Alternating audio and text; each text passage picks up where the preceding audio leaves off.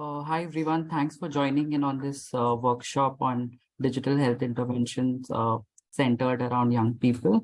I am Shivam Shamsher. I work as the Digital Health Interventions Officer at IPPF South Asia office. As you have already seen our video, we are celebrating our 70th anniversary of delivering in different circumstances across geographies, across areas.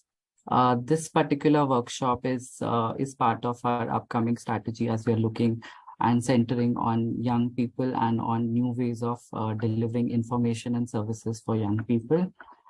Uh, in this workshop, we are trying to bring in together different experts in an area of sexual and reproductive health and rights, and also on digital health intervention.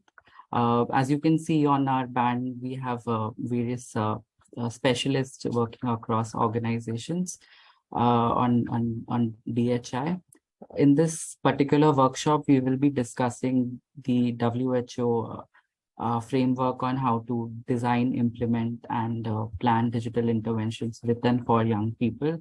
We will be looking at some interesting case studies happening across South Asia, how organizations are adapting to work with and for young people using digital platforms, and what their experiences have been. And also we will try to provide hands-on experience to all of you in a workshop mode.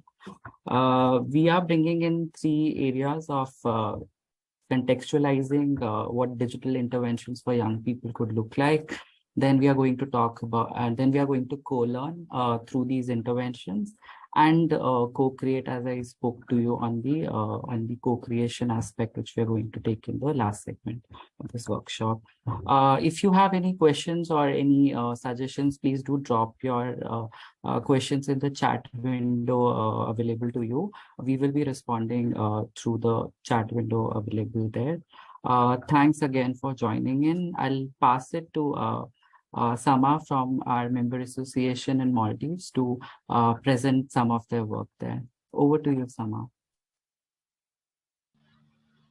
Thank you, Shivam. Can you hear me? Yes, Sama.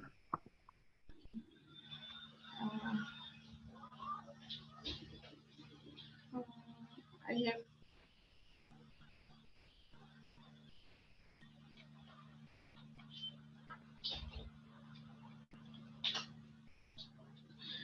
Sorry, I'm not being able to share the screen.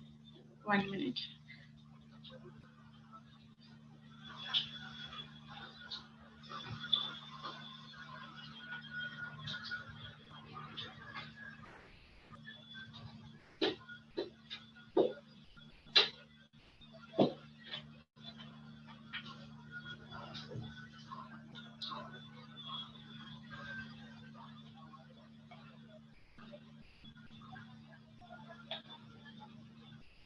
Shivam, I'm not being able to share the screen. Can you try the presentation?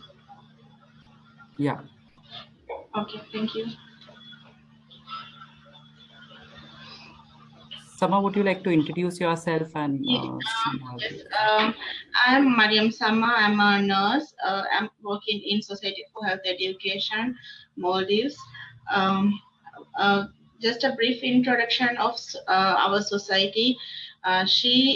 We call it in short, Society for Health Education. She is a non-governmental organization that is proactive in identifying and addressing crucial health and social concerns of Maldives. This association is founded in 1988 by 4 women with the mission of enhancing the quality life of families and family well-being. We have 3 targeted service areas: counseling and psychosocial support, thalassemia laboratory we have, and sexual and reproductive health department we have. And health promotion initiatives include some activities include fostering improvement in reproductive health parameters and promoting service for reasonable parenthood conception, thalassemia prevention activities, facilitating empowerment of women and youth, supporting victims of abuse, extending counseling and adolescents and families, and encouraging community ownership of development. Raising awareness of health issues, providing health services, and empowering families and women to make informed choices when seeking health services. One of the main integrated service we provide is GBV and SGBV screening and creating awareness about GBV and SGBV. And she is also a member association of IPPF. So moving on to the presentation, I'm going to present our application, which is called Sittha. So that is a video about a small video about our Sittha application.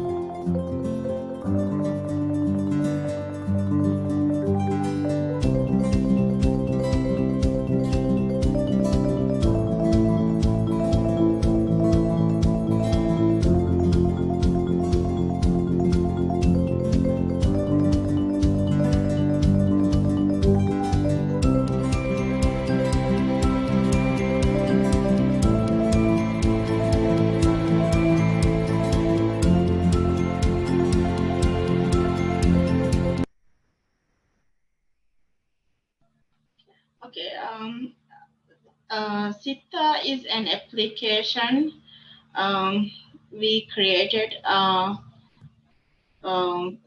This is a first people-centered AIS SRS mobile application in Maldives, and this application is developed in support of IPPF and IPPF South Asia and UNFPA. The aim is to initiate and informing knowledge seeking, increasing awareness among youth on adolescent SRH issues, and the focus is to establish a youth-friendly platform to gain access to pertinent information on ASRS and anonymous information. So this application, one of the main strength is any person can contact us anonymously to gain information about SRH.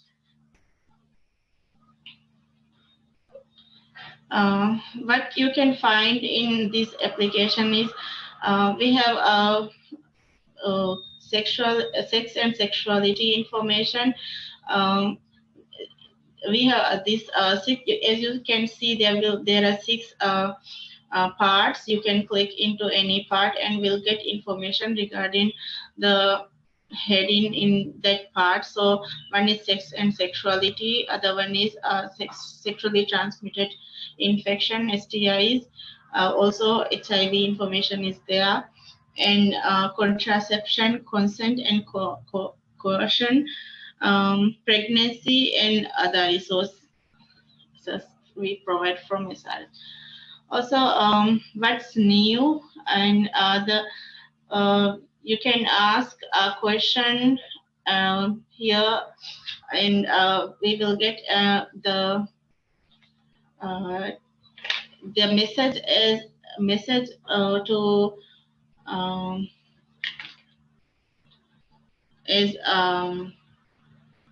I'm sorry.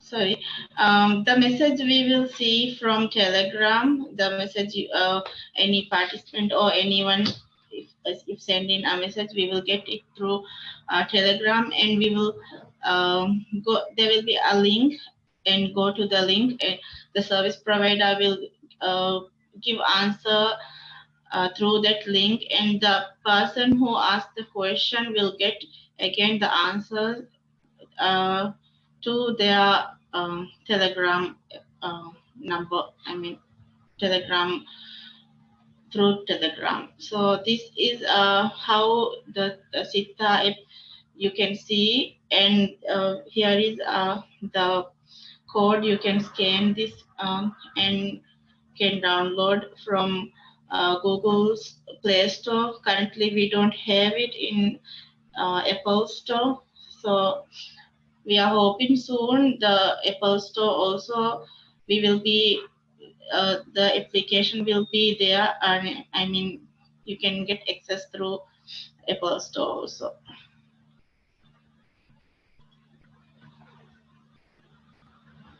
So if you do you have any question about the application, any more question?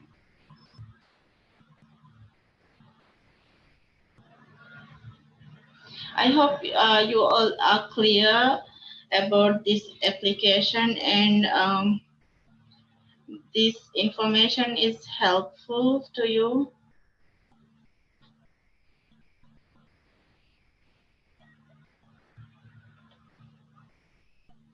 Thanks, Amma. Okay, Thanks for so sharing about the application and the new changes which have been brought in the application. Great. So this was one of the mobile applications, IPPF member associations has created in terms of sharing, such information to young people. Young people can come and, access SRH information while being anonymous. They don't need to, share any particular information. And also, a link to the other service delivery points which the member association is providing. Now, moving forward, I'll be taking you through the WHO framework, which was conceptualized in 2020 with various development agencies, including WHO, UNICEF, UNESCO, UNFPA, and the Human Reproductive Program of the WHO. So this particular framework is talking about how do we plan, develop, and implement digital interventions. So the framework identifies three different stages in terms of how we plan an intervention, which is centered around young people, which incorporates planning, developing, and implementing.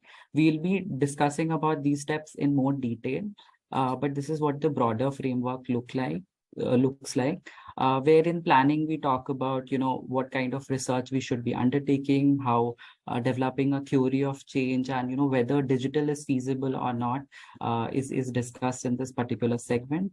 And in developing, we are talking about using human-centered approaches of designing the content and the platform and other technological aspects which goes about. And in implementation, the focus is on how do we launch a new application or develop an existing application, including a focus on marketing and promotion, as well as monitoring our implementation. So these are some of the key points which the framework identifies, which includes meaningful youth engagement, that the young people should be part of the whole process at each of the stages which we are using. Digital is always not the best choice as what we identify while planning our interventions, that digital may not be the best way to move forward, and we should just be context specific where it may work and how we can reinvent these platforms. And also the framework talks about that we don't need to always start from a scratch and create bespoke applications, rather use of existing resources and technologies which are in place, which will also help us addressing these crises. And as most digital interventions, we also realize that digital health is not a silver bullet. We need a combination of in-person and self-care services as well. So it has to be integrated with other service delivery channels and information channels, which we are using in terms of developing our digital interventions. These are some of the basic fundamental principles which also the framework identifies. which includes a lot of iteration.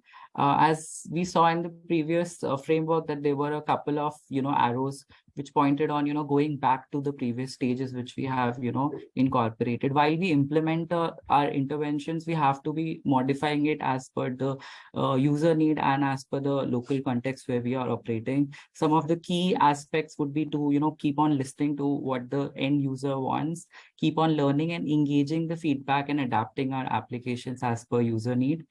Then we also are speaking about equity in a very large manner, because young people are not a homogeneous group, and also there is a lot of intersectionality and structural and gender divide which comes in place when we are designing an application. Like women folk, or say young girls, may not always have access to mobile phone or internet, and the ownership might be low. So how do we design interventions for such clients, or say for LGBTQ individuals, how that particular intervention could look like. So I think some of the keys would be to looking through intersectional lens of the target groups which we are trying to address, and also at the structural barriers. And then we are talking about sustainability. Like sustainability could be a very very broad term, so it can mean different things at different stages. It could also mean like scaling up your application or sustaining it. So it depends on where you are thinking how this particular application or this new intervention is going to work with young people. So our focus should be from the very beginning, we should be thinking like what our intended outcome is, and how do we sustain our implementations. Some of the key cross-cutting actions which also this framework talks across these different stages when we develop these interventions includes engaging young people. As I spoke to you on meaningful youth engagement component, that has to be a cross-cutting theme. For many organizations, that may not be an actual reality because how they operate. But if we are thinking about end users, just having them across, planning, designing and implementing these interventions might be helpful. We learn more in our segments with, how Restless Development has been doing it in their work, involving the right people at right time. So there are various skill sets, which we will be using while designing this implementation, these interventions, which includes working with tech professionals, working with managers, and so many people. So how do we, get a right mix of different skills, and how do we collaborate on timely manner? And then we are talking about making decision based on data and evidence. So this is very crucial in terms of being iterative also. So all our different stages of these interventions, which we have already rolled out or we are in the process, should be informed by data, should be backed by data. And the data should also be looked within the context of how we are making sense of different kinds of data, which we'll be learning more in the segment where we learn how to plan these interventions.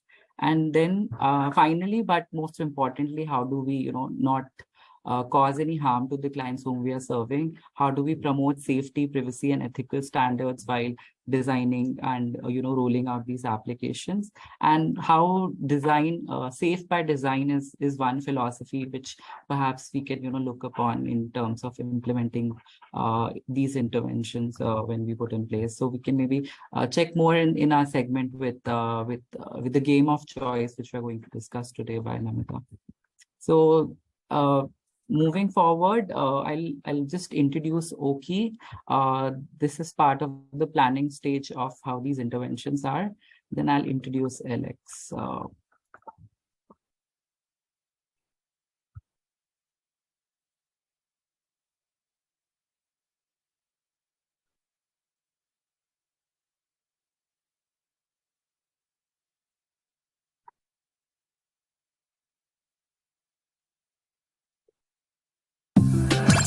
Hi, welcome to Oky, a period tracker app for girls like you. My name is Ari. Use Oky to get to know you by tracking what's going on with your body and mood every month, and learn about periods in fun ways. Hi, welcome to Oky, and learn about periods in fun ways. Create an account and choose an Oky friend like me to accompany you. We are here for you every step of the way. This is your monthly menstruation cycle. Each shape is a day of the month, And this number is your personal countdown. It shows how many days until your next period, or how many days left of your current period. Track your mood, period flow, body, and activities with emojis on the daily cards. Write in your private diary card. Test your knowledge and take fun quizzes. Check out your calendar and see your whole month at a glance. And check out the Oky menstruation and puberty information to learn new things about your body and health. And don't forget to send me some love. Welcome, friend, to Oky. For girls, by girls, period.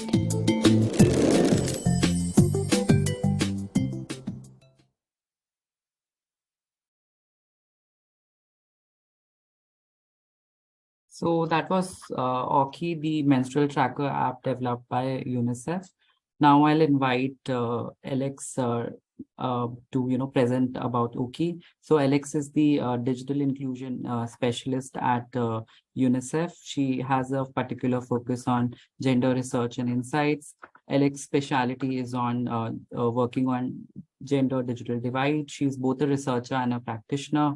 Her work focuses on involving digital solutions for women and girls across Africa, Asia, and Central America. This includes a lot of her experience working in Bangladesh on designing such solutions like Oky. She has prior work with GSMA, the DHI Web Foundation, Girl Effect, GIZ, BBC, and many other organizations. Alex is a specialist as product and partnership lead for Oky, which we just saw. So over to you, Alex. Thanks so much, Shivam. Can you bring up my slides, please? Sure. Sure. While I wait for Shivam to bring it up. Hi, everyone. That's a great introduction, Shivam. I was going to introduce myself, but you've said everything. So hi, everyone. I'm Alex Tyers Chowdhury. I'm a gender and technology specialist, and I'm a gender and technology specialist at UNICEF. So some of you might have met me before as the Oky product and partnerships lead. So I lead the Oky product and partnership work at UNICEF. And so today I'm going to talk specifically about Oky, the period tracker app for girls. And I'm going to talk particularly how it was created and the processes we went through to create it, planning, data, working with girls, etc. I wanted to start by playing the video, but Shivam's already played it, so that's perfect. So hopefully everyone has a good understanding of what Oky is. It's a period tracker app for girls.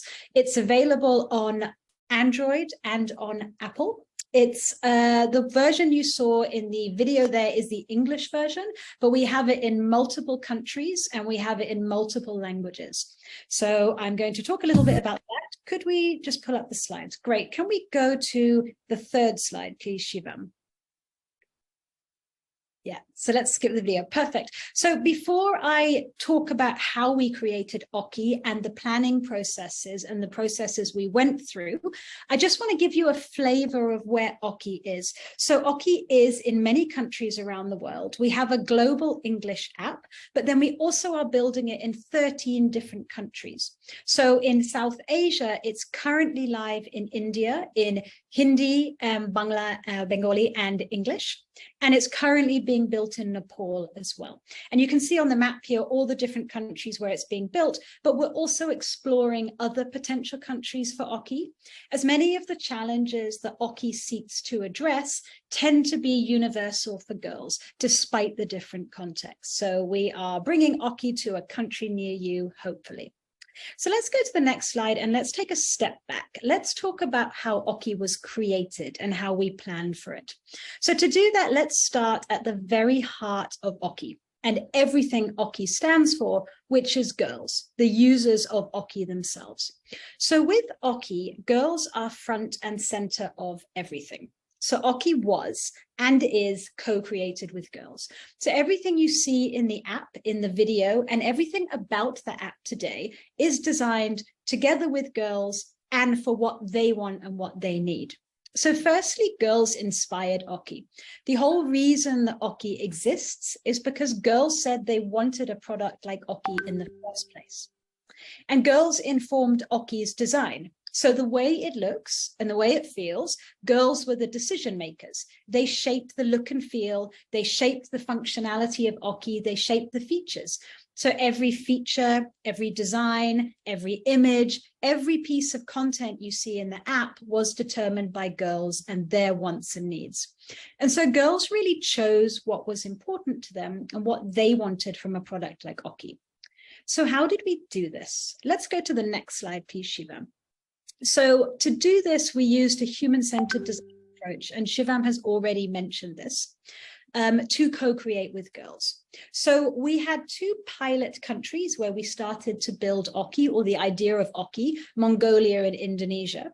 So we worked with over 400 girls, and we also worked with their close social circles. That is their parents, their other family members, their teachers, their wider community, their health workers. And we also worked with boys, because it's really important to include boys as well, right? So we worked with them, we did a lot of research, we spoke to girls and all of their communities to really understand their lives, their fears, their hopes, and we wanted to understand their menstruation experiences, their sexual and reproductive health experiences, and we wanted to also understand their digital realities. So what that means is what technology they have access to or don't have access to.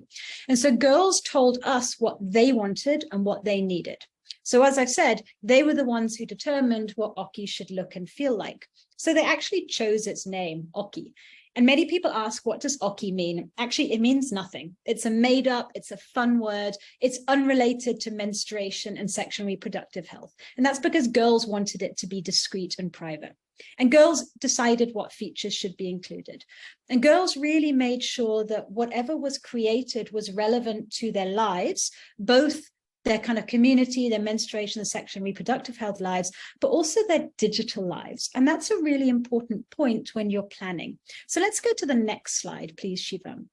So as well as running lots of co-creation workshops for the look and feel and content of the app, we also really needed to understand girls' digital realities. Is digital even relevant? Is it an option? Oky is for all girls, right? And we really wanted whatever we built to reach as many girls as possible. But in many of the countries we work in, and I'm sure everyone on this call knows this, it's particularly true of South Asia, there is a very significant global gender digital divide. That means women and girls have much less access to and use digital technology and the internet differently from men and boys. And this is often much higher in rural areas compared to urban areas. So, for example, some of the data that we found, and this is global, but in many countries it's very similar, girls are much less likely to have phones compared to boys. They're much less likely to be online than boys, and they often have lower levels of digital literacy than boys. So whenever you're thinking of or you're planning a digital product for girls, you need to think about these things and the digital realities. So for our pilot countries in Indonesia and Mongolia, we did a landscape assessment to really understand the digital divide and girls' digital realities, what digital platforms girls are on or they're not on, and how to reach them through digital or other ways.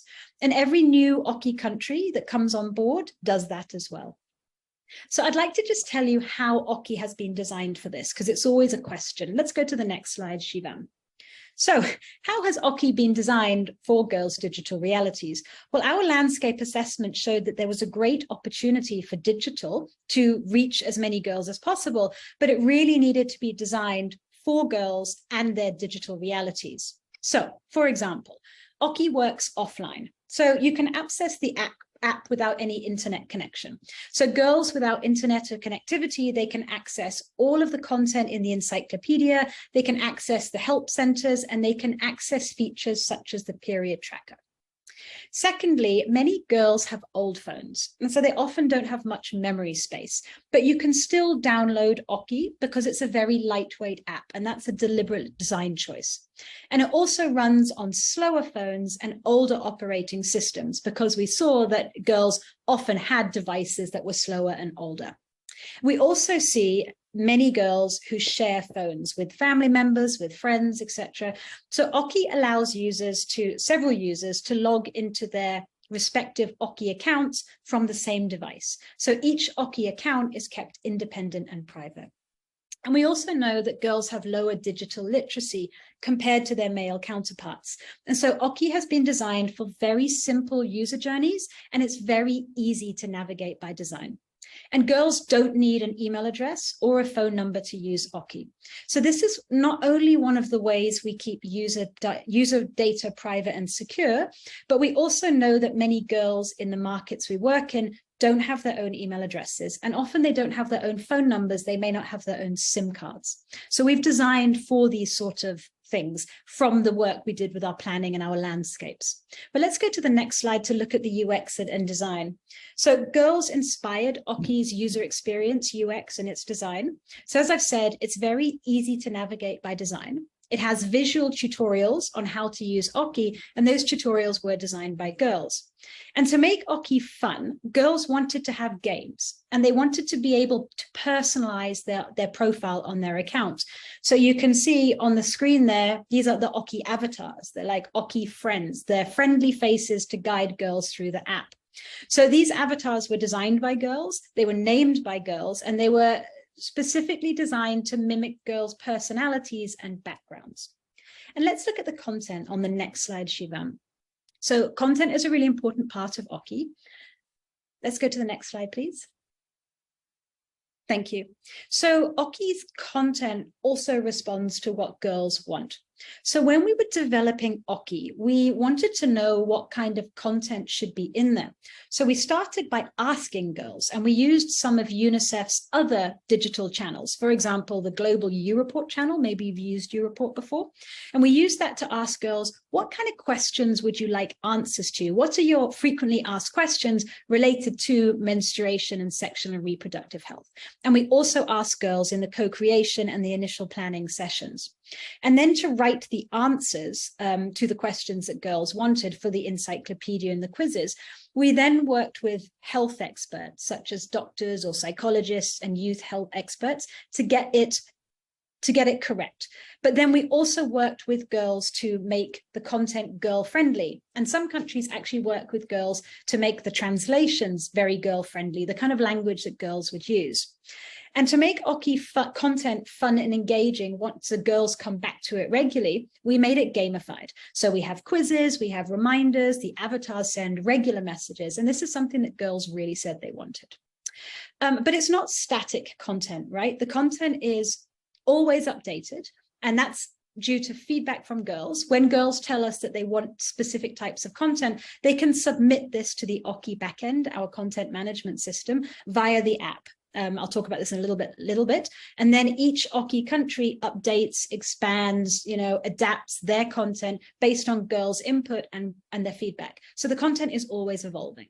And let's go to the next slide. I mean, Shivam talked about this, and I think it's really important in the context of Oky. Something that girls were really clear about in the needs assessment and the planning was that if you're building a period tracker and anything to do with menstruation or sex or reproductive health, it has to be really private and safe and secure. And so in our initial co-creation sessions in Indonesia and Mongolia, this really kept coming up. So girls wanted to be sure that their information was private and that it was protected. And they wanted to be sure that no one else could have access to their account or to the information that they were inputting. And so Oky has user privacy and data protection in its very core. It was planned from and designed from the very beginning. Let's go to the next slide. I'm just going a little bit now into how it was launched. So before we launched it, we built it out based on the planning and the needs assessment, and then we built a prototype, and we user tested it, and we iterated that prototype with girls repeatedly in our pilot markets of Indonesia and Mongolia to really ensure that it was right and it was what they wanted and it matched their digital needs.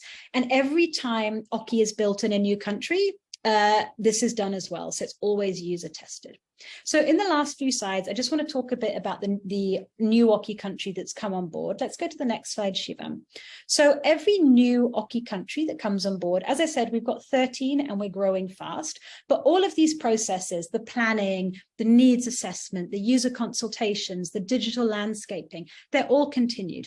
And girls are always the decision makers in new countries and how Oky looks in those new countries. So, extensive user consultations, landscape assessments, understanding their digital realities. And so girls in new Oky countries, they inform new avatars because each country has their own avatars, right? They inform new background themes, they inform content topics, they inform the translations, they do the translations, they inform the language and the way it's framed. And they also inform the design based on what digital platforms they are or are not on. And that's a really important principle of Oky. In every new country, always go back to the planning stage. But once it's live, girls can also provide continuous feedback. So let's go to the next slide, Shivam.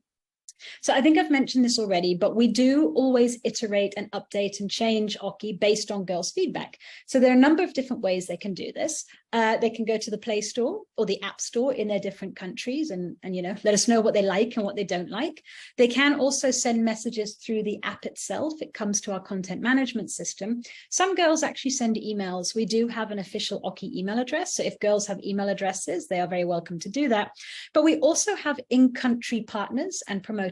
IPPF are actually our partners in Indonesia and the Philippines, the local chapters there. So they work with us to promote Oky to girls, let girls know about Oky. And what happens is girls will tell partners in country what they like and what they don't like. So this can be fed back to improve each country edition. There's so much more I could say about Oky, but I'm out of time. So I wanted to focus on the planning only. So let's finish, Shivam, with the final slide with Oky's tagline, which is Oky for girls, by girls, period. Back to you, Shivam.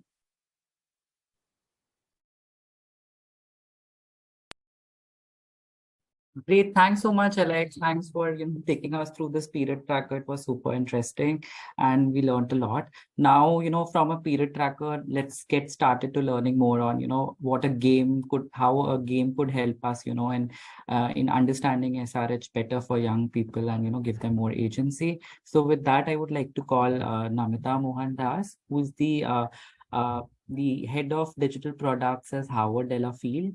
She brings an experience of 13 years leading into products and program cycles with serious games, edtech, open data platform, as well as public and social within public and social impact space. As the head of digital products at HDI, HDI's growing team, she is focusing on digital product management, product strategy, learning, knowledge frameworks, and participatory user research and creative content. With that, I would like to ask Namita to, go through this presentation and take us in the world of Nisha. Over to you, Namita. Thank you, Shivam. Thanks, Shweta, for sharing. I think, Shweta, okay. All right. Perfect. Hi, everyone. This is Namita Mohandas, and Shivam's done a great job of introducing me, so I don't need to, but I'll talk a little bit. If you can move to the next slide, what we're talking about today, essentially focusing a little bit on. So Alex talked about building Oky with girls, for girls, and I'll extend that a little bit more as a part of my presentation as well. Howard Delafield International is a behavioral insights consultancy, and we've been working in global health for the last 25 years. For the last 3 years, almost since late 2018, we have been working on a serious games platform called Game of Choice Not Chance. Game of Choice Not Chance is a direct-to-consumer innovation grant that has been funded by USAID. And we recently, if you move to the next slide, we recently launched under the Game of Choice Not Chance platform. We recently launched Go Nisha Go, which is our first game, which was launched on the Google Play Store in June 2022. Since then, we've managed to have upwards of 110,000 downloads at the moment. And we've been directly marketing, digitally marketing right now. And we, our path forward includes being able to use the game within program, community, and school settings, which is really looking at maybe using the game in settings where a phone is not already available. We know from our research that almost 70% of girls within our audience is 15 to 19-year-old girls, specifically targeted at the moment at the Hindi belt, which is Delhi, Rajasthan, and Bihar, and that is where our game has been marketed. The focus of our marketing has been, and we're looking at expanding to newer regions within the country. We're looking at working with community and school programs in order to integrate the game within work that they're already doing. And as of a couple of months ago, we're also expanding the game and adapting it for the context of Nepal under an ARH consortium led by CARE, which is also a USAID grant. Go Nisha Go, I'll tell you a little bit more. If you move to the next slide, essentially Go Nisha Go is here to build empowered choice makers. Meet Nisha. Nisha has been inspired by the girls as a part of our early co-design. There were literally several girls called Nisha, and she really is an amalgamation of about 4 or 5 different personas that were informed by the psychographic profiles developed during formative research. In Nisha's world, girls experience the power of choices. Nisha is a young 19-year-old girl who lives in a small crowded corner of a big city, and she essentially is juggling her parents' expectations and her own aspirations of what she wants from her life. Through the course of the game, she has an opportunity to take a new job, convince her parents, negotiate with her parents to actually take that job. She travels the country to meet inspiring women, all working with different facets of women's health. And so that really is the channel by which she receives a lot of different information, be it menstrual hygiene information, so menstrual hygiene information being discussed with a material scientist called Aruna, or consent and relationships with a YouTube influencer, or understanding contraceptives with an entrepreneur, nurse entrepreneur, or discussing the trade-off, or the how to talk to her parents, what early marriage might mean for her life with a female police inspector.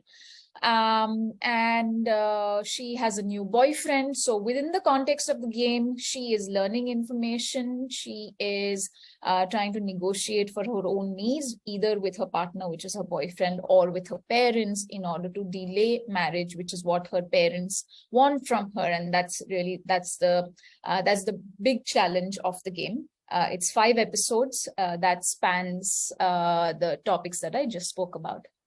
Next slide, please. It's free to play. It's on the Google Play Store. So if you want to know more, the best way to know more is to play it. For the context of this presentation, what we wanted to focus on a little bit is this idea of engaging girls in the building of this game in order to increase relatability, in order to ensure that it is truly aligned with what girls how they play, what they want to talk about, how they want to talk about it. And so how is it that we might make that space within the programs and the products that we are designing in order to make it comfortable for young girls to share and provide their guidance on how these programs and products should be designed. One of the key takeaways, which might not come up later, is essentially it not only is it great in so many ways that I'll talk about, but it makes the process so much simpler when you are not sitting in your bubble and trying to design something and make your own decisions, or develop something and make your own decision, but rather the more and the better that you are able to involve, in this case, young girls, but it could be boys, it could be any stakeholders, the easier it is to make critical decisions. And that is essentially what we'll talk about going forward, which is what are the kind of decisions that we took with the help and involvement of girls. Next slide, please. So what were we setting out to do? Why this process that I'm going to talk to you about? Essentially, the hypothesis is that if we are able to engage youth, we might be able to increase the relatability of what we are creating. Increasing that relatability essentially means that through the medium of this game, if the context, the storyline, the character, the language, all of it feels relatable, it feels like something that girls identify with, it is possible for us to really simulate decision making, where girls are able to make decisions within this private game world that they might actually make in real life, and therefore they might be able to see the outcomes or the simulated outcomes of those decisions or choices that they make. Therefore, and play around with either this choice or that choice, thereby building agency, building greater awareness, equipping them with the knowledge necessary in order to make those decisions in their real life. Next slide, please. Mita, if we can maybe wrap up a little early, it'll be helpful. We're running short. All right. Okay. This is essentially the process or the touch points. We engage with youth in 3 states, and over a period of almost 2 years during the pandemic. It was co-design, testing, prototyping in order to, when Shivam talked about iteration, this really is the key piece, which is that it was not a one-time research engagement or right at the end or right at the beginning. It is throughout the process. Next slide, please.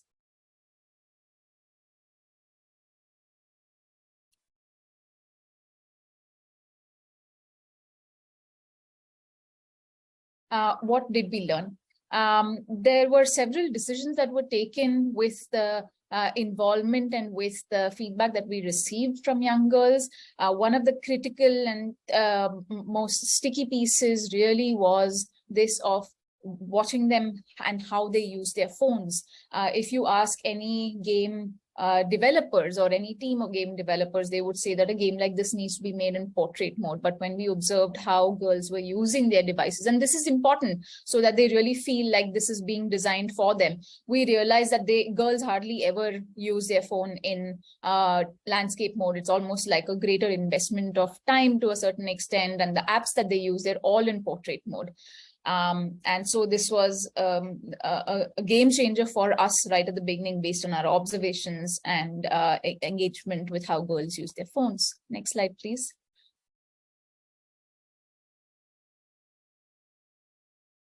The avatar of Nisha was designed through a continuous and again an iterative process, right from early concept art to what girls might like and things that we could have never imagined, including the need to have a high ponytail and blue clothes. And so there are all of these cultural or trends that one is unable to foresee unless you are engaging with young girls.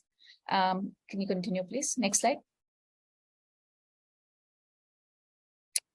This is a little similar to the character. Even the game environments were based on what girls were able to share about their own homes and what objects and things around their home that were important to them, including the role of a diary as a confidant and a place for them to actually reflect and write down their thoughts. Next.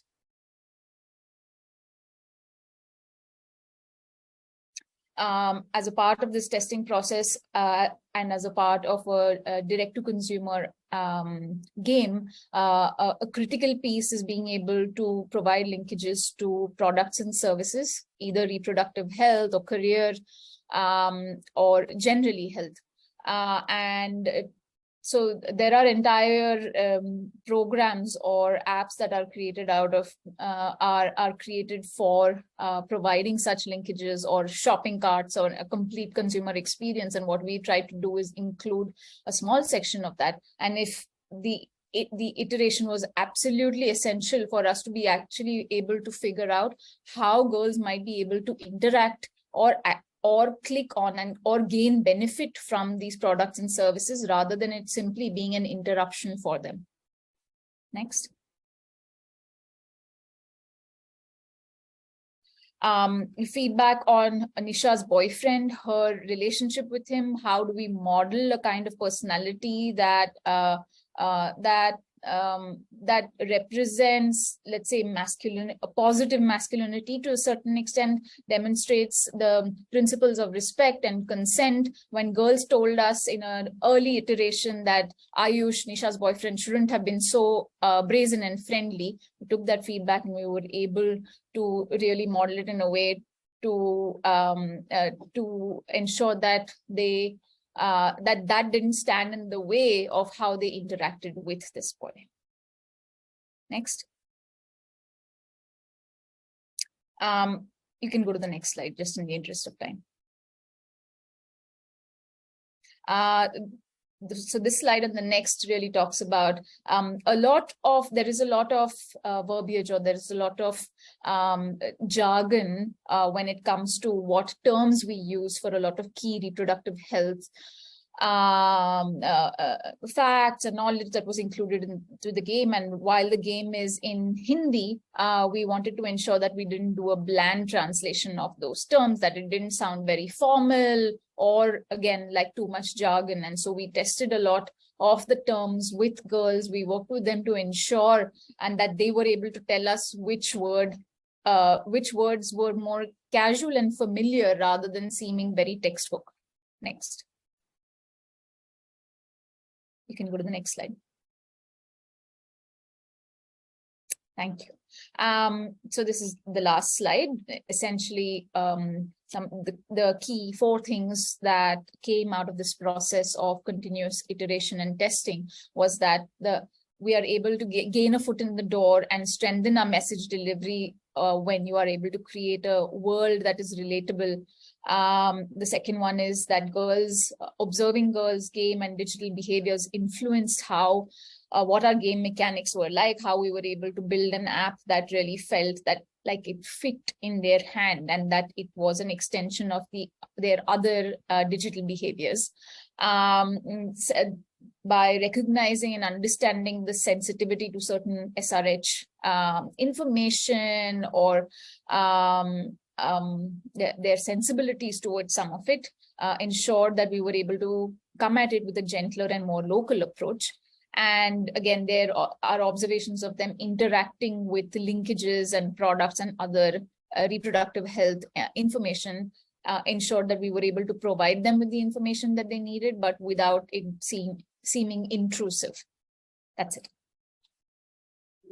Great. Thanks, Namita, for sharing such critical insights on designing a game and how this all could look like, and how iteration and the continuity of services from information to services could look like.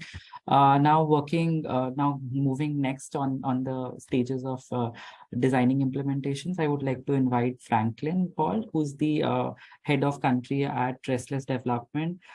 He has been with Restless from 2011, and he provides technical leadership and support on project and partner staff in India and in Africa. He brings in experiences of working on monitoring and evaluation, database programming, and also Franklin has been a youth champion. So this particular segment would be really interesting to learn how we integrate such interventions when we are talking about young people. Over to you, Franklin. Thanks, Shivam. I hope my screen is visible. Yes, you can see. Great. So thank you very much for this, inviting me for this panel. I think what we will do in the interest of time is I'll quickly introduce who is Restless Development, and go through a quick case study on how are we implementing a digital intervention. And fortunately, I think I'll take forward from where Namita had left. We'll be talking about how do we implement on ground the Go Nisha Go program as such. So we have a consistency on what we are discussing, and then I think we'll proceed into the workshop where we are co-creating. About Restless Development, quickly, we are a youth development organization. Whatever we do focuses on youth leadership, and that's about it as Restless Development. I think our mission is that we support young people to demand and deliver a just and sustainable world. So we work on key issues which include sexual and reproductive health, but we also focus on livelihood, civic engagement, climate justice, and education as such. We work in several states in India and many more countries across the world, which are depicted in this slide. Implementing digital interventions, apart from various work that Restless has been doing for the past couple of years, one of the key focus for us is how do we implement programs which have a digital component in field or on ground, and how do we ensure meaningful youth engagement all throughout this process. And that I think that that message or that importance came into much more into context when COVID struck, where every program that we had been doing on ground had to be adapted to a digital version. And how could we do that, or what are the basic factors that we need to consider while doing it? In terms of implementation of digital program as such, I think there are several types of digital interventions. Some are focused on awareness generation, some are focused on campaigns, some are focused on research. And I think most of us who are as practitioners would be using some tools for measurement, which are digital in nature. Currently, we also use for communication. So there are various ways. But this slides particularly talk about when you are implementing a digital program, how do we measure those? How do we ensure that the youth engagement is there, and how do we ensure young people are involved in the implementation and they are meaningfully engaged? What approach do we take at Restless Development in terms of any digital program that we are implementing, when it's awareness generation program or a research program? Is that we take an approach called test, learn, and adapt. So every program that we implement has a marker where we communicate it as in form of that it is a testing of the program, and we have a chance to review that program where we learn, we document what we are learning, and also see that how we are adapting within the program. In terms of, I think, testing and learning and adapting, it seems to be harder than what we actually assume it to be. So in terms of learning, what are the approaches that we follow in terms of, or what are the factors that we consider for ensuring that there is learning in all the things that we do? Is we see it in form of three ways: that whether there is opportunity to learn within the program that we are implementing, what are the deliverables of the program there where we can learn. So marking those, what are the means of learning? When I say means, what are the available tools? Should we create any new tools? Are there existing tools, or are there maybe scheduled check-in that needs to be planned for learning? And what is the motivation for learning? So most of our program are for young people, and we work with them.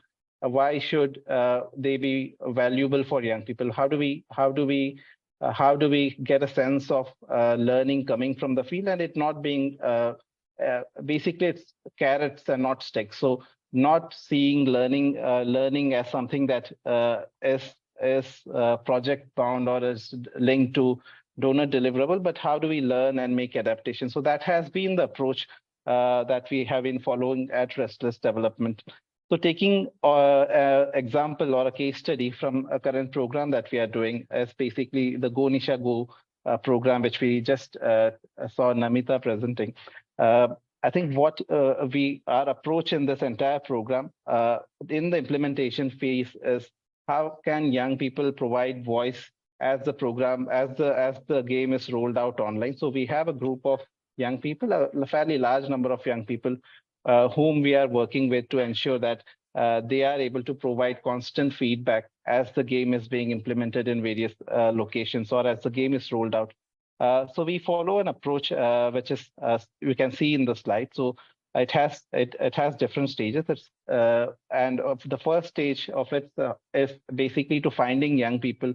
There is diversity within the pool of young people that we have, and also there are and helping them to know about the game or the purpose of the game. So equipping them, providing enough training on what we are expecting them to do and what is the game all about and how do they engage with other people. But the third part is basically we also provide them an environment where they are supported. So what we do exactly in this project is we have a bunch of young people who are basically not only promoting the game but also seeking feedback from people who are playing the game, whether it's contributing to their changing in lifestyle and their behavior, and also providing feedback on what works, what doesn't work. Often some of the feedbacks come from maybe an online mode, from a mail or maybe analysis that you could run on the game metrics online. But we also need to have an on-ground component of reaching out intentionally to young people and asking for feedback. And that's what this entire partnership is all about. And the third part is how do we take this feedback back into this game of Go Nisha Go and provide and help HDI to make those changes. And there is also a crucial element of track, which is measurement of how do we measure maybe knowledge, attitude, practice within the game. Are there changes happening in young people because of playing this game? So those are some of the things that we are working on currently. This is a metrics that we currently use, and I thought this would be very helpful for us in terms of what is the role of a practitioner as such, and what is the role of young person or a person for whom programs are designed. What we believe at Restless Development is that some of this roles sometimes get interchange, and that's where I think we need to make the change happen. So what we believe is that a development practitioner's role is basically to provide support and create spaces, while a young person's role is agenda setting, planning, designing, storytelling, and reviewing. So providing that platform is basically our role. And we try to intentionally map in what ways are we doing it, and we are not dictating on how a game should be or how a role of a young person should be. So on the sides of the slides, we have mapped within the Go Nisha Go program in its implementation, what are the different stuff that we are doing as part of in order to ensure that we trust young people or ask young people about their opinion, but also taking back that opinion back into the program and making change happen, which is relevant and is able to we are able to scale it up when the game goes to the next phase. In terms of track, the measurement mechanism within this program itself, what we have done or what we try to do is basically we are organizing several listening exercises. So listening exercises are curated sessions with young people who have played the game, which happens in a physical venue. And it's a workshop where we hear about their feedback on what works well, what doesn't, what should continue, what should stop, or what should change. So that exercise has been happening for several phases now. And we also are, as I said, tracking whether this is actually leading to any behavior change in knowledge, attitude, and practice of people who are playing the game. We also have a component of leadership that is being measured in terms of the young people who are involved with us in the game.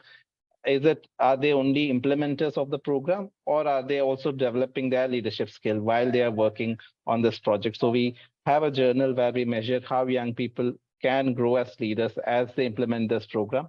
And the last part is review meetings, which I think most of us do as part of our implementation, is conduct a review of what we are doing and document learning, but also adapting to it. I think this is my last slide. These are some suggestions which are also available in the WHO framework on what organizations or practitioners need to do when involving young people, or can do when involving young people, and what one should not or avoid doing. And there are several suggestions. I think I'll not go into reading all of this, but I think they are practical suggestions of how you can value the role of young people and involve them genuinely in the program that we deliver, and how we can avoid certain things which we might fall into trap because of maybe lack of time, or maybe because of a need within the project. And these are some suggestions that maybe I would leave out as part of this panel. Thank you, Shivam. Over to you. Thanks, Franklin. Thanks for taking us through, how this particular program is implemented on field. And in our experience also, there are a lot of digital, platforms which are coming every now and then. So how do we ensure that these are, embedded within the, realities of young people would be important. And with this, now we will be moving in our next segment of, co-creation workshop, where we'll try to explore these 3 particular steps in more detail. So I'll be requesting my colleague Shweta to create these breakout rooms. So we will be dividing ourselves into 3 breakout rooms. One with Alex, where she'll be talking about on planning, with Namita on designing, and with Restless development on how do we implement these solutions. We have curated an interesting case study for each one of you to go through and brainstorm and think through ideas of how can we take up this particular design challenge. So in a couple of minutes you will all be in separate breakout rooms. So looking forward to what you come in discussing as a group on these different steps as we move forward. Just give me 2 minutes. Yeah.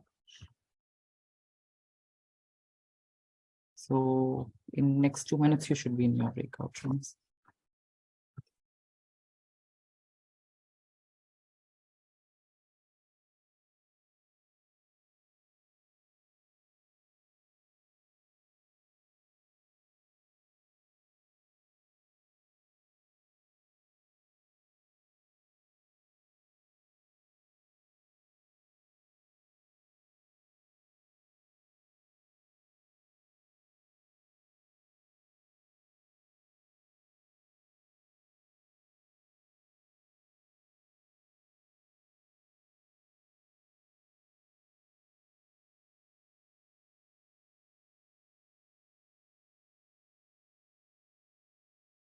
Okay, great. So I hope like all of you had some time to discuss your particular breakout rooms and on the particular problem areas which we were discussing.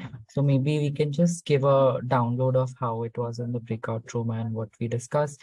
So I'll be sharing my screen for the group 1, and Alex will take you through what we discussed in the breakout room. Yeah. Thanks, Shiva. I'm going to keep it really brief because I want to give everyone else time. Basically, we discussed a lot of stuff. There was a lot of conversations around how you, all the different things that you need to know or you want to know in order to really understand the users. If you're designing a digital health intervention for users in a fictional country called Buri Land, we mapped out all the different questions that you might want to ask and understand from an individual, from an individual's digital life, from the individual's household, from the community, and from the policy level. So we looked at things like, digital access and use. We looked at things like understanding household dynamics, understanding social norms, understanding, who the users are, where they are, the kind of restrictions they may have, and then also understanding the kind of like what policies the country Buri Land may have. Cyber security and data privacy laws came out quite strongly. So we have, as you can see, thanks Shivan, we've put a lot of questions in there, and we discussed how we would get that data and then the challenges of getting that data. I don't think I'll go into too much detail because I think I'll swallow up the rest of our time, but it was a really interesting discussion and a very rich discussion. Back to you, Shivan. Great, thanks. So this is what our Jamboard looks like. What Alex just pointed out on different levels of getting this information together when we are planning our digital interventions. So this is what at a household level, at an interpersonal level, what some important concerns could look like, and where we can get this information, the role of families, and the myths and misconceptions, the communities, how that can also play out. And we're seeing like focus group discussions and other stakeholder interviews are coming as important, but there is also social desirability, which may not, help us get an actual picture. Same for at the policy level, if there are any other organizations or government or, similar interventions running there already, what it could look like, and, getting that information using the methods mentioned here. And we are also witnessing that, we may not actually get the youth voices, represented, what we are, looking forward to. And same at policy level, what Rexus talk about in cybersecurity and other measures to get this information. So a lot of, legal policy review and, working with stakeholders. So this is what we discussed as a group on, what a GBV intervention at different level could look like, and what could be the data sources, and some of the risk which we can, witness in undertaking a planning exercise like this. So that's from us. I'll give it over to Shweta and her group to share more. We'll have to do. Namita, if you want to very quickly summarize our discussion while I share our screen. Yeah. Unfortunately, we don't have a fancy Jamboard like Shivam. That's okay. So we looked at the experiences of a 19-year-old boy called Samir, and what his challenges that he's faced in terms of accessing reproductive health services or information, and what his needs are. And essentially the group worked at firstly locating themselves within the context of Samir and putting themselves in his shoes and thinking about his journey, in a sense, of how he accesses a service, that a digital website. So let's say there's a fictional digital website that we were to create for Samir. What do we have to keep in mind? And the team came up with across these parameters of feelings, experiences, challenges. Can you scroll down? Expectations. What the team talked about were what these might be from Samir's perspective. What might the challenges be? The access to the right kind of information is a challenge that he's facing when he is trying to access this website. Those are the challenges that he's faced. He has a need to maintain anonymity, and he doesn't have regular access to internet outside of the school. So that's another kind of challenge that he might face. In addition to that, if you scroll up, we were talking about the kind of experiences that he's had before. He had a negative experience with a private doctor, and that is one of his main motivations of being able to access information within a safe private space. He's also tried to access information before, but he is usually faced with non-credible sources or pornography, which he can't rely on. Then with feelings, again, the act of putting down feelings was really where the group was able to think truly from Samir's perspective, and not only think but also feel, so that it is not only about what all he needs, but how he might be feeling at this particular moment when he's looking to access this new website that is available to him. So the negative feelings are that because of his experience, he is fearful and anxious. He is a bit lost and confused because he does not have access to the kind of information that he needs. He is shameful because his girlfriend was and is pregnant, and that he's fearful of the backlash from the college, because what might they say if they find out about his girlfriend's pregnancy, or they see that he is looking for information like this. But also that he's curious and hopeful that will this particular tool resolve, or the website resolve or help him in this case. So that's really, I mean, we began to map that out, and then we were running out of time. So we looked at another stage in the process in terms of what kind of content is he expecting, and that might be right for him, that he might enjoy. If you can just scroll to that part. But yeah, that's in a nutshell. So we talked about he plays games, so gamification might be relatable, holistic information, queer friendly because he is bisexual. So yeah, that's pretty much what we did. Thank you. Thank you to everybody in the group and Shweta for contributing. Thanks, Namita. I think just as like someone who was in this group and also sort of, co-facilitating and taking notes as we went along, I think one of the biggest learnings for us in the group, and forgive my liberty in speaking for everyone, is that we kept switching between speaking as Samir and speaking as program managers for Samir. And I think this exercise was just a really good way for us to, really think about what it means to be youth-centered, where we're actually listening to what young people themselves have to say rather than hearing what we want them to say and having that repeated back to us. So thank you for that, Namita, and thank you for sort of walking us through this sort of complicated process of eliciting that kind of response. Back to you, Shivam. Thanks, Shweta. We've also experienced something similar, in switching between different stages and levels.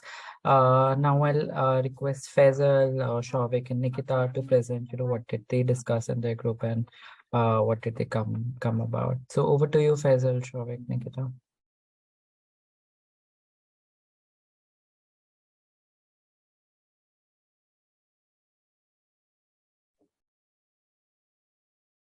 Samuel, are you there? Would you like to take people through what the group discussed?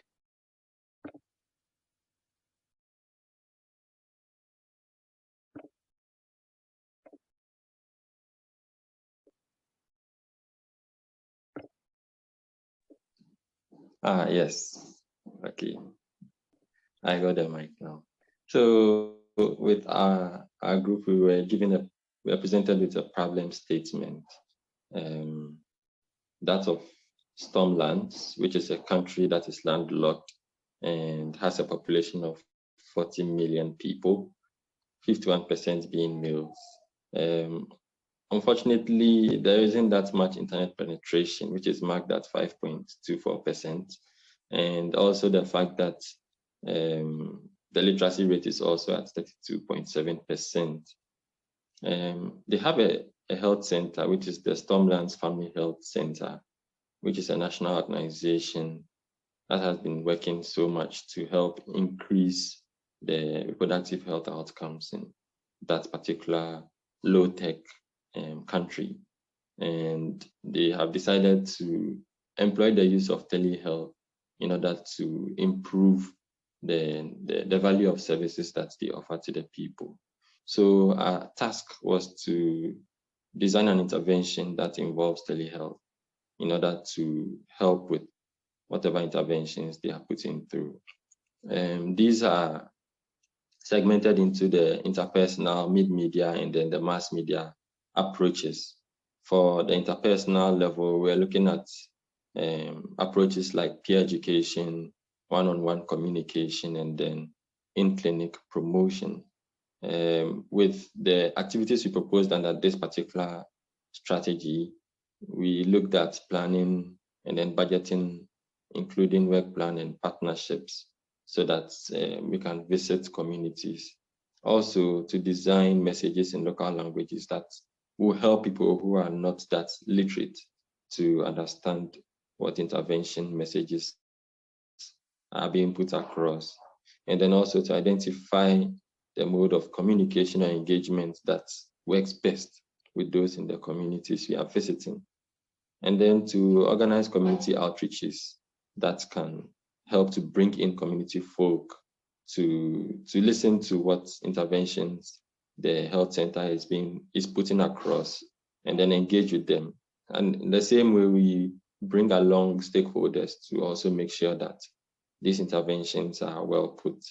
I would add that organizing capacity building sessions can help, especially looking at the low literacy rate, in order to make sure that people understand what interventions are being put out. The challenges we identified with this particular mode is that in certain cases, the participants are not open and honest to their responses or feedback.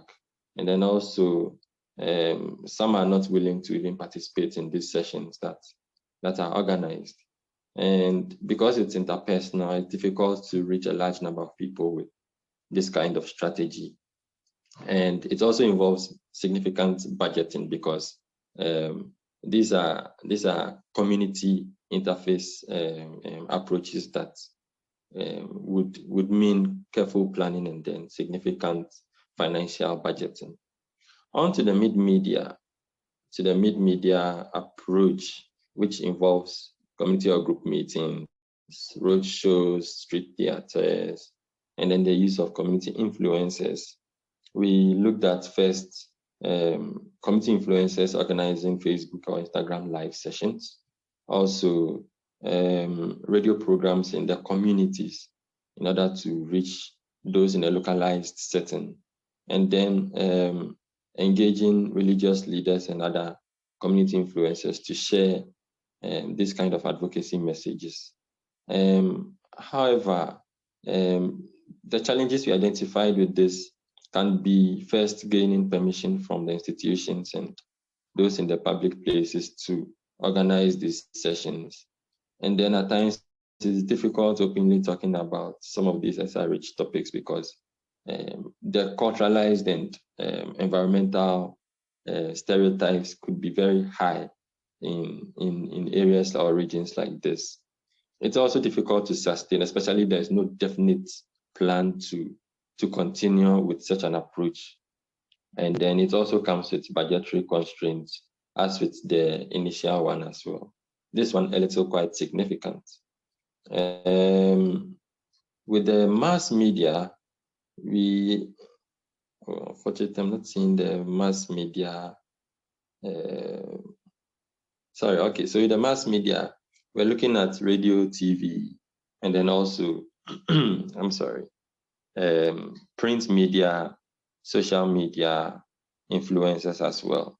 And with this particular one, it involves organizing TV programs or radio shows, writing articles in the print media, and engaging very strong social media influencers to reach a lot more people.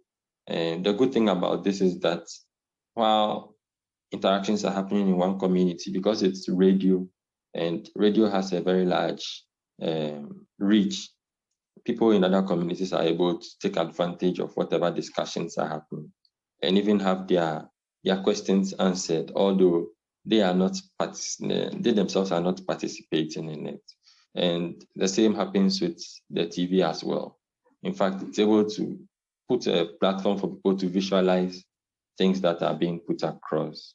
However, it involves a very huge budget as part of the challenges. And then at times identifying social media influencers who can help with some of these messages are difficult because maybe there might be conflict of interest areas when it comes to these kind of interventions. So those were what we identified with regards to the use of mass media. I should also add that people are not really into reading. So the print media aspect could be a little discouraging for some people, especially in places where the literacy rate is quite high. With the indicators on the proposed activities, first with the mid-media, as I have it here, we were looking at the number of communities visited, also the number of participants reached, and then a metric to gauge the behavior of people. So if we were making referrals in the communities, how are they following through to visit the health facilities? Another indicator is also the number of sessions that are organized, and then the outcome or impact of whatever intervention we did in the community. when it comes to the mass media, we picked out indicators like the reach of the particular media house in the country or within the space that they project. That can serve as a very good indicator. And then if referrals were made through the mass media, we can gauge if we have persons in the health facilities to see how many people follow through with the recommendations made to visit the health facility. And then if there are feedback systems as well, like people phoning in or texting to express themselves on the issues, that can also serve as a... Sorry Yes, to interrupt, hello. Samuel. If you could just maybe wrap up. I'll also ask Faisal to maybe wrap up the session. And if there are any highlights, Faisal, I request you to please share from your end.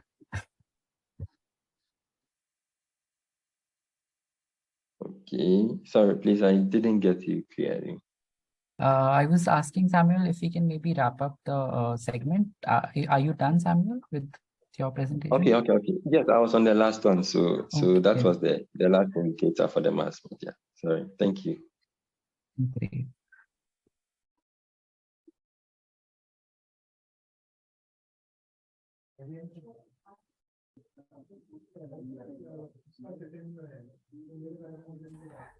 Hi, thanks Samuel. Thanks for sharing this. So Shivam, I just wanted to say thanks to Shouvik and Nikita who facilitated this session, and to all the group members who contributed for this wonderful session and discussion. So yeah, Nikita and Shouvik, would you like to add anything?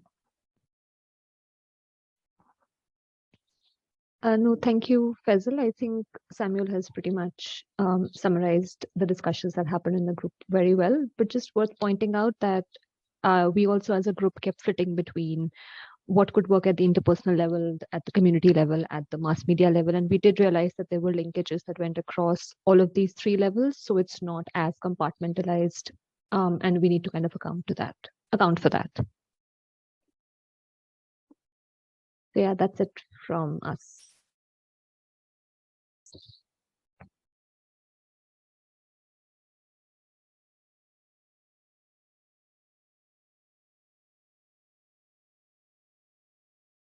Shouvik, can you unmute yourself now?